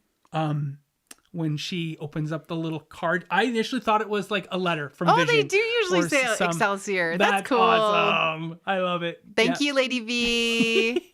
Much love. So license plates are not special in this regards. They all are special. Yeah. They all say Excelsior. Wow, cool. Lucky Stan Lee. Yeah, and if that's the case, there better be a better Stan Lee reference. So she's there. We don't know why she's there. We know why she's there in the end, but we don't know why she's there in the past. Mm-hmm. And I thought this was going to be a letter, and I totally expected this to be like some written thing we might hear Paul Bettany's overlaid voice, the Jarvis voice, tell her something as she reads the letter from him. It's not that at all. Mm-hmm. It's so much more important and special. And if you want to bring it big, Marie Claire. Do you want to talk about the heart? I mean, the heart is like the thing that starts off the first episode on the calendar. And I thought that was like one of the big things about this moment. Like, it's the thing that draws your eye, obviously, but it's like the heart, although it means Mr. and Mrs. Hart in the imaginary world, it actually has deeper meaning, which is the love that Vision had for Wanda and his hopes for the future. Yep. I mean, to grow old he's never going to grow old. And neither is she if she's like she's the Scarlet Witch. Yeah. But which she is. There's something more to this that you might not have noticed right away. And if you read the lines, yes, it's an assayer's report and there's all this stuff and it's the deed to the property, but it literally says on the left-hand side to have and to hold. Really? Yep. That, and I don't think you've got the best image of it, but it says to have and to hold in this property in measure of this paper artifact sort of thing. It literally says that to have and to hold. And the assayer who has signed off on the deed from whoever the land office was that is assigning it to it is Kate Weddle. And I think I'm saying that right. Kate Weddle is the assistant art director. That's wonderful. So she made this inserted the assistant art director into the episode here to say, hey, check it out. If you're looking for names, that's another person that was working on the show with us. And we know you're looking at these things. So here, have a check of it. And I just love that it's Sherwood Drive. So yeah, and they definitely, like, it definitely was his plan to build a home. Absolutely. They were going to go and build their home there together to make a life just like Hawkeye had outside of the Avengers together. Once this mess had died down. And like the Avengers compound is in like upstate New York or something, so it's not like they were too far away. Yeah. But they were talking about leaving. They were talking about all sorts of stuff or making a new life together or being together. And like that's where they were at. And it obviously was something that was sent to her from somebody who he had entrusted it with.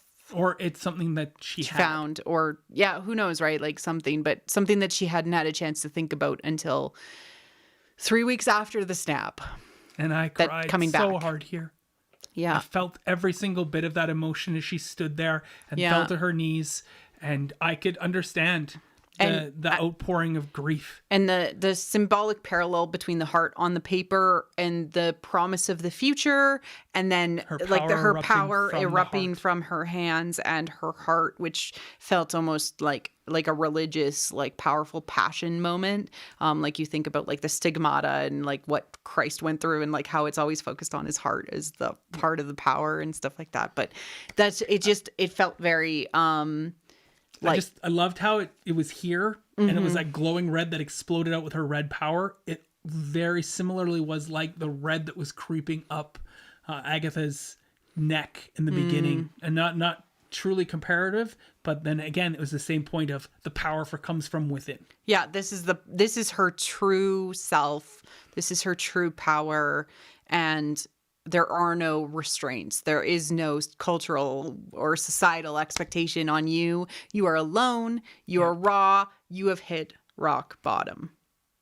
That's what this is. And then we see like the power grow and it changes the city around it. Beautiful editing, beautiful visual thing to see and watch. All of the changes, the car change from the modern day one to the 1950s one, which I think is what we've seen in previous episodes, just the other way. We used to watch like the old timey one go to the modern one, and now we've just seen it go from the modern one to the old timey one. Yeah, because that's actually what happened, is that she converted the world around her. What's really sort of wonderful is that the world is changed to her inner psyche. And so as you can see, we have you can clean up in a snap, Lagos brand, towels. It's like, oh, okay. So everything is changing to be a reflection of Wanda's world. Yeah. Right. Also the movies that are playing at the Coroner Theater. Is it really called the Coroner Theater? It's the Coronet. Coronet, yeah. Wow, that'd be really bad. The Coroner Theater. I wouldn't go there. I'd be like, they're just boxed in here in these tight little seats. Yeah. But the movie Tannhauser Gate is the modern day one, and put the fun in dysfunction. Neither of those are movies. I mean, Neither obviously. of those are anything. Tannhauser Gate is something that's referenced in Blade Runner. It's something that's said by the main bad guy, Revenant, who says, "I've seen the sunset on Tannhauser Gate," and so that's the only time that that's referenced in the bad guy's big monologue at the end. And then putting the fun and dysfunction is a reference to an esoteric book that I don't think is even relevant. It's I just don't. And then, of course, it changes quickly to Big Red color, kidnapped color. And I mean, Big Red is Wanda, and her kids are kidnapped. I mean, Big Red isn't that Vision? Is Vision Big Red? I he's purple. think is he purple? He's red. Is he? I don't know. Purple. I thought he was red. They always use red to refer to him. Well, I mean, she is the one who's I'm categorically red in this. It is their shared color. But kidnapped. Popsicle would have been a better reference. Yeah. Anyway, so we go back in time. Neither of those are movies either. So, yeah.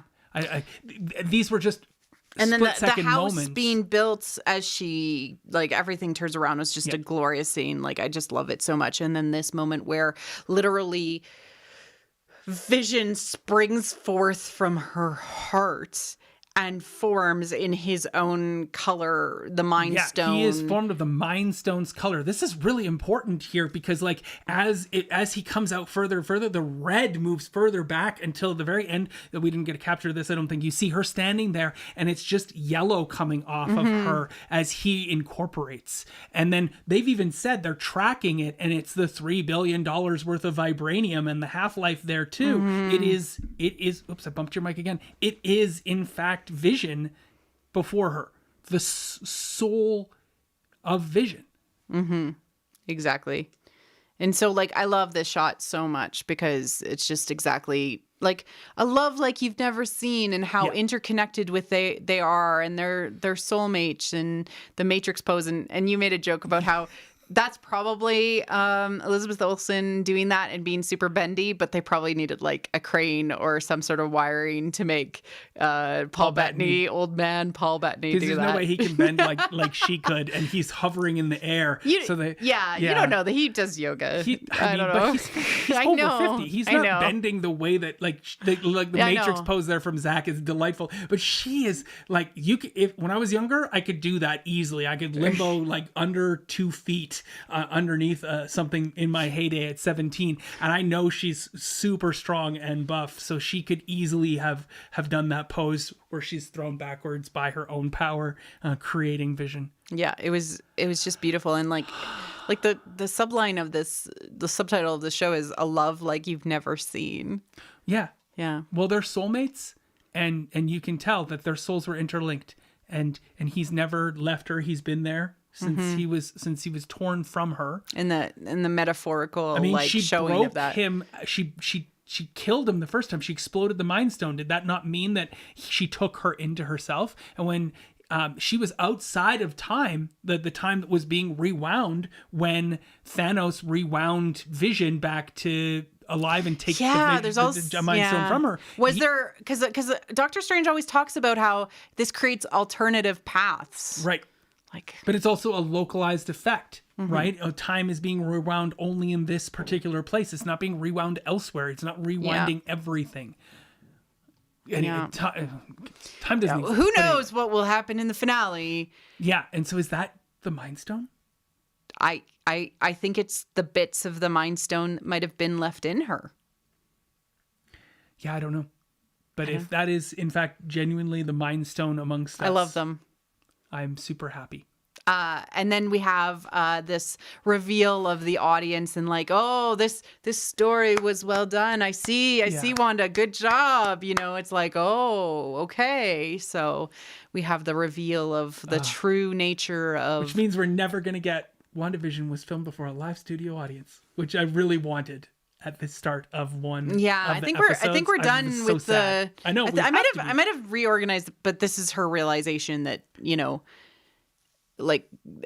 reorganized them. Sorry. But the moment when she is looking upon, her and Vision and the happiness. Like, she genuinely looks like heartbroken and happy. I don't know how Elizabeth Olsen managed to do that with her face. Like, she's just reminiscing and she's there and she's like, wasn't it perfect for a moment? But it also wasn't real, Wanda. Like, that's part of it, you know? Yeah. And I loved the slow clap moment from Agatha. And then I hated that last one. It seemed so, I'm just going to throw it. Yep. One more.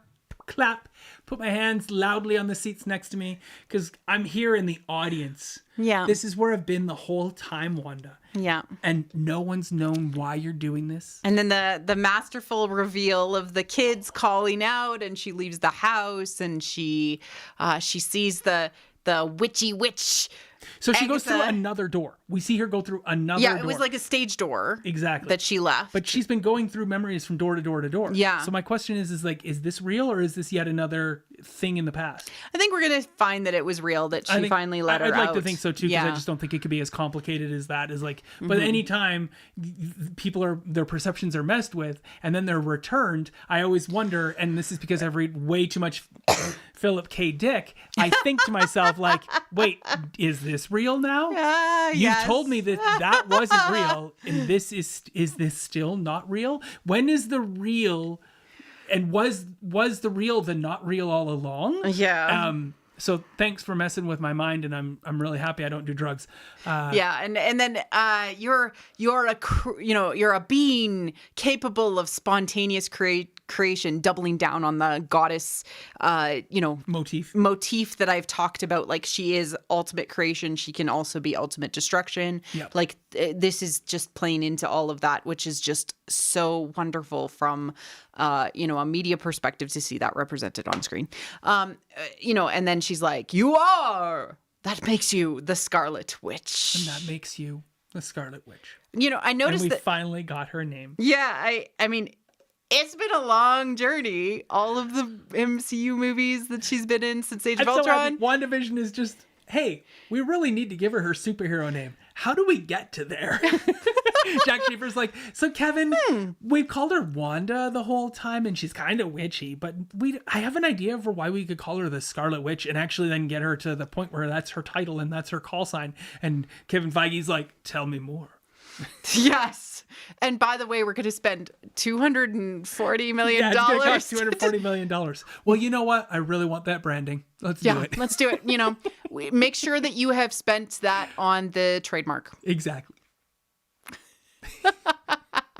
No. It's just funny. I was watching an interview with Jack Schaefer that just came out, and it's only like 2.5 minutes long. And one of the interviewers is like, so, like, it's really out there. Was that always the intent, or did it just go there? And Jack Schaefer's like, oh, honey, it was so much more out there, and it's been pulled back. They had to pull it back probably to make sure the audience could come along for a ride and be present and be along at the same. Like, they thought through all of this, and it was just really, really wonderful. I loved everything about it. And then we got this brilliant after credit scene. Oh my God. Which the kids pointed out that they're like, we're getting after credit scene because we know that we're back in the MCU. Mm-hmm. I'm like, well, not that we're back in the MCU, but no, like officially, like we're joined up with the MCU, and now this is the MCU, yeah. And I'm like, you kiddos, they're very smart. I know they're smart, they're good, yeah. But I just ready to launch, and so does he look evil? Does he look? I don't know. The kind of the look that he gives his hand as he kind of flexes his hand. All I want to see is him leave the thing and punch Tyler Hayward in the face.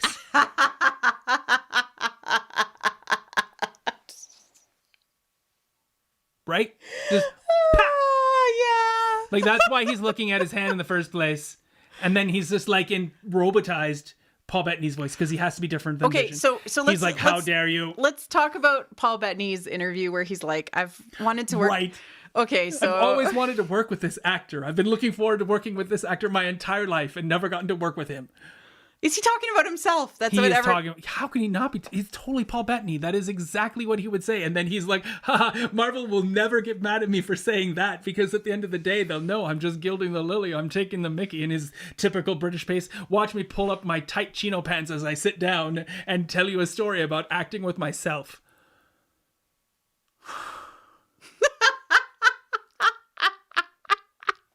Thanks, Paul. It's fine. It's really hilarious because, like, that's the sort of thing that, like, his character in A Knight's Tale would have said. And I just... Yeah. Yeah. I just love it so much. So, I mean, is there going to be a fight? Is that a micro arc reactor in his forehead? I think so. Yeah. I was like thinking that might have been something, and then they pulled the power out of the Wanda drone thing, and then made him go. Made him go Vision go Vision go. I am Cataract. I am Cataract. Is that going to be his name? Yeah. Yeah, you think so? Because it's like Cataract versus Vision? No, he'll be Vision. They'll want to call him Vision because, like, no, I repaired the Vision. Then why is he white? What did you do? He's like, it is like Hayward to make a superhero white. Oh, God. Why didn't he have blonde hair then? Ugh, I hate it so much. Anyway, whatever. It's fine. White Vision is cool and robotic and will probably have no humanity and will be a great It's like a call to the comics, Vision. too, when he was white. In the comics, right? He was colorless in the comics as well. And they're like, why are you colorless? And he's like, I see no purpose in color. I mean, he can choose what he looks like. Okay. Cool. But they totally spray painted him. You can tell. Yep. It was a choice. Hayward, what a jerk face. And he's going to totally send Vision into the thing. Okay, so if this goes a particular way, i.e. heroine's journey way, we would expect to see a healing of the wounded masculine. So the two pieces of Vision combining together into a healed, new, not only the piece of Wanda's heart that has created the new Vision within the Hex, but also the old Vision that is outside of it healed together. That's what we would expect to see heroine's journey. I don't know what they're going to do, but that would be a choice that they could make and would entirely plug into the healing of the wounded masculine that you would see inside of a heroine's journey. All I know is that they have a lot of options, and it's amazing to see how many options they have going into the finale of the show, which I think is going to be about an hour long. So we thought that the last 3 episodes were going to be 2.5 hours, and they are spot We had a on. half an hour. We have 36 and 44 minutes, giving us about an hour or 50 minutes for the finale. And I think that we're going to get a full hour, which we deserve. We deserve it, damn it. I paid my Disney Plus fees. Give me my shows. And I'm super excited. Like, I cannot wait to stay up till like 3 o'clock in the morning watching it twice next week. Yeah. I might stay up too. I don't know. We'll see. You won't. It's fine. I probably won't. I like watching it the next day while I'm sitting at work, and then I look over and see Marie Claire is watching it while she's getting her work done to get her first formulative watch on, and then I'll look and I'll see what moments she's at. Okay, this is a good moment. And I will watch her reaction to that moment, and then I'll be like, I reacted better than that. I thought that was more pivotal and important, and she just kind of blew past it. I mean, I do freak out at certain points. Yeah. Those are the good ones. Like the finale where you see the heart. You're like, oh, yeah, those are good ones. I go over and I'm like... Yeah. And that's why you watch shows together, right? Yeah. You watch a show together in order to get that feel of shared experiences while sitting on the couch doing nothing. Because in this day and age, we can't really do much. And, I know. And most of us, before this time, were just too exhausted from our day jobs and getting to them and coming back from them and then making dinner and cleaning up after dinner and keeping on top of housework and being the true proper adult that we can. That we have time to do more stuff in the evening than just watch a show together as a family and have that communal experience. Yeah, and I do people are commenting that, you know, she's probably gonna have to let go of the Vision that she created and turn off the Hex and all of that things. And I'm just gonna say, like, no, that's something that could happen, but it is not a satisfying ending. And they are very aware of the audience reactions to things through the eyes of Darcy and Monica and Jimmy, and they know that that's not a good ending. Yep. So I don't know. We'll see. I have faith in them. They've left us off on a big cliffhanger. We have a massive scene that's about to happen between Wanda and Agatha. But here's my question. Where is Vision? He's flying over the rooftops right now on his way home. Where is Monica? She is currently being controlled by Agatha through Pietro. And so what's going on with them? And I know that people really want to bring Dottie in and Dottie this, and she's probably this character and she's important. I don't know. think there's too many moving things at this point to interject yet another spontaneous reveal. I think that they could just have an after credits scene for the entire show. Very possible. That would indicate where Phase 4 is going to go. And that would be enough to say what was going on here. And it literally could be Dottie walking away from the town, lighting a cigarette, and then like just existing, and people would be like, who the hell is Dottie? Why was Dottie? You know what I'm saying? Like they could still do that. Tease it and then build it in. But I think if that's the case, then Dottie is a relevant character in a future movie. They could just tease whatever is happening next. And it was like the Thanos after credit scene where he's like, where he was caught monologuing about, Earth and what to expect, and they invite my ire, or whatever he said. Blah blah blah. Mickey Mouse. Rising Dreamer said she's yet to reach the acceptance stage. So, and it's like, well, guess what? Recontextualizing those sad memories that you had and looking at them from a different perspective is one of the ways in which you reach acceptance. It is part of that. Yeah. So I honestly think we're getting there, but at the same time, this is the MCU. There's pieces that are going to play into future TV shows and future movies in Phase 4, and I think they want to give us a happy ending. So I think that if you have the power, you should use it. I think Monica might be caught by Agatha. I don't know. I don't know. I don't know. The speech to court death. Yeah. Yep.